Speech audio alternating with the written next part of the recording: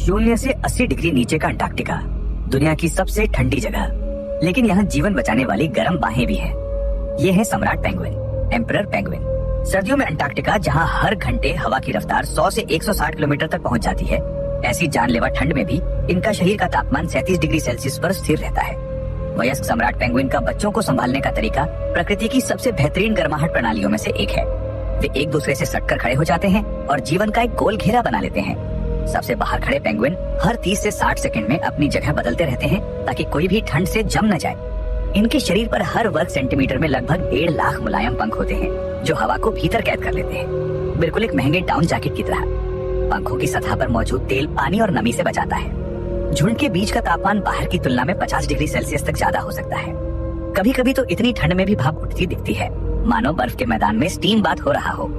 बसंत आने पर जब बच्चों की ऊंचाई लगभग 1 मीटर तक पहुंच जाती है, माता पिता अपना संरक्षण कार्य पूरा कर शांति पूर्वक अलग हो जाते हैं। भूख बढ़ने लगती है और बच्चों की यात्रा शुरू होती है। खाना पाने के लिए उन्हें समुद्र तक पहुंचना ही होगा। 50 किलोमीटर का बर्फीला रास्ता खतरों से भरा होता है। कहीं कई मीटर ऊंची बर्फ की धारियां, तो कहीं 15 से 20 मीटर ऊंची बर्फीली चट्टानें, लगभग 7 मंजिला इमारत जितनी ऊंचाई। वे अपने नुकीले पंजों से बर्फ की दीवारों को खुरचते हुए कठिन चढ़ाई करते हैं। रास्ते में दिखने वाली छोटी सी बर्फ की दरार भी जानलेवा हो सकती है। किसी को अंदाजा नहीं होता कि खतरा कब पास आ जाए। अचानक बर्फ की दरारें फैल जाती हैं और कुछ बच्चे नीचे गिर जाते हैं।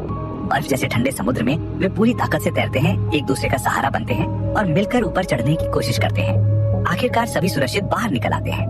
मौत के इस इम्तिहान के बाद वे पतली बर्फ वाले इलाके में और भी सावधानी से चलते हैं। वे पेट के बल फिसलते हैं ताकि दबाव कम रहे। हर कदम में जिद और हौसला होता है। अंततः वे समुद्र किनारे पहुंचते हैं। आगे चल रहा बच्चा एक पल रुकता है और फिर नीले गहरे समुद्र में छलांग लगा देता है। बाकी सभी साथी उसके पीछे पीछे पानी में कूद जाते हैं। पानी में प्रवेश करते ही उनके पंखों में फंसी संपीड़ित हवा छूटकर बुलबुलों की एक परत बना लेती है। ये एयर लुब्रिकेशन तकनीक तैरने की रफ्तार को दोगुना कर देती है।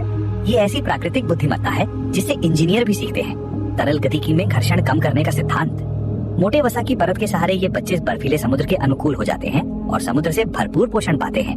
अत्यधिक ठंड में एक दूसरे से सटकर गर्मी पाने से लेकर बर्फीली चट्टानों से उतरकर समुद्र में जीवन खोजने तक, हर कदम में प्रकृति की बुद्धिमत्ता और टीम वर्क की ताकत छिपी है। मुझे फॉलो करें, अगली कड़ी में जानेंगे पेंगुइन के पैर कभी ठंडे क्यों नहीं पड़ते।